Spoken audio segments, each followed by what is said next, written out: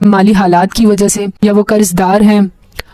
رزق کی تنگی ہے، رزق کی تنگی کی وجہ سے پریشان ہے، بے گھر ہیں، ان کا اپنا گھر نہیں، چاہتے ہیں کہ اللہ تعالیٰ ان پہ رزق کے دروازے کھول دیں، ان کا اپنا گھر ہو، ان کا جو بھی قرض ہے وہ اتر جائے، کی عطا فرمائیں گے، ایسے اسباب رزق کے آپ کے لیے بنا دیں گے کہ آپ جس کا تصور بھی نہیں کر سکتے۔ وظیفہ کرنے کا آپ کو بتا دیتی ہوں، آپ نے روزانہ مغرب کی نماز پڑھ کے سورہ واقعہ کو پڑھنا ہے، اس سورہ کو روزانہ پڑھنے کا معمول بنا دیں، انشاءاللہ اس کی بہت سی برکتیں اللہ تعالیٰ آپ کو عطا فرمائیں گے، آپ کے لیے رزق کے دروازے کھول دیں گے، آپ اگر قرض دار ہیں تو آپ کا قرضہ اتر جائے گا، تنگ دستی آپ کے گھر سے ختم ہو جائے گی۔ ایک وظیفہ اور یہ ہے کہ اگر آپ مالی حالات سے گزرے ہیں، بہت زیادہ پریشانی ہے گھر میں، تو ایک ہی مجلس میں 41 بار اس سورہ کو پڑھیں اور اس کے بعد دعا فرمائیں۔